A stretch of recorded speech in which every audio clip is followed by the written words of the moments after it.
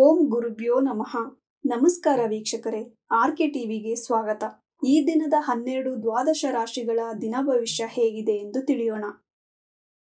2/7/2025 ಬುಧವಾರ, ಸಪ್ತಮಿ, ಹಸ್ತ ನಕ್ಷತ್ರ, ವರಿಯನ್ ಯೋಗ, ವನೀಜಕರಣ.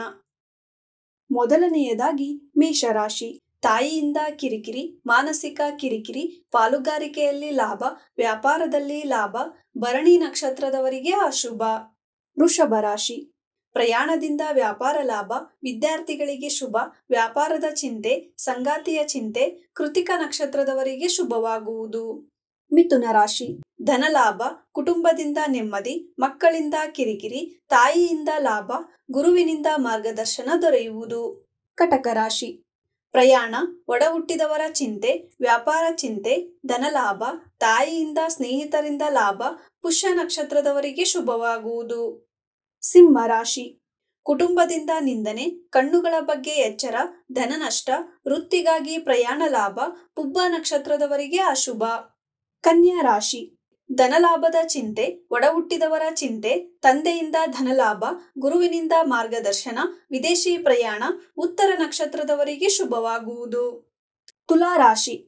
ವೃತ್ತಿಯಲ್ಲಿ ಕಿರಿಕಿರಿ, ಮಾನಸಿಕ ದುಃಖ, ತಾಯಿಯಿಂದ ಕಿರಿಕಿರಿ, ಹಣ ಹೂಡಿಕೆ ಚಿಂತೆ, ಸಂಗಾತಿಯಿಂದ ಕಿರಿಕಿರಿ, ದುಃಖ, ವಿದ್ಯಾರ್ಥಿಗಳಿಗೆ ಶುಭವಾಗುವುದು. ವೃಶ್ಚಿಕ ರಾಶಿ.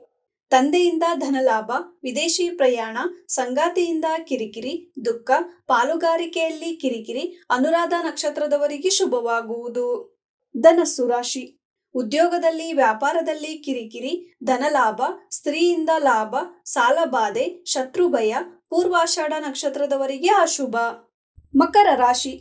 ಸಂಗಾತಿಯಿಂದ ಲಾಭ, ಪಾಲುಗಾರಿಕೆಯಲ್ಲಿ ಲಾಭ, ವಿದ್ಯಾರ್ಥಿಗಳಿಗೆ ಶುಭ, ವೃತ್ತಿ ಲಾಭ, ಬಡ್ತಿ, ಉತ್ತರಾಷಾಢ ನಕ್ಷತ್ರದವರಿಗೆ ಶುಭವಾಗುವುದು. ಕುಂಭರಾಶಿ. ವ್ಯಾಪಾರದಲ್ಲಿ ನಷ್ಟ, ತಾಯಿಯಿಂದ ಕಿರಿಕಿರಿ, ತಂದೆಯಿಂದ ಮಾನಸಿಕ ನೆಮ್ಮದಿ, ವಿದೇಶಿ ಪ್ರಯಾಣ, ವಿದ್ಯಾರ್ಥಿಗಳಿಗೆ ಲಾಭವಾಗುವುದು. ಮೀನರಾಶಿ.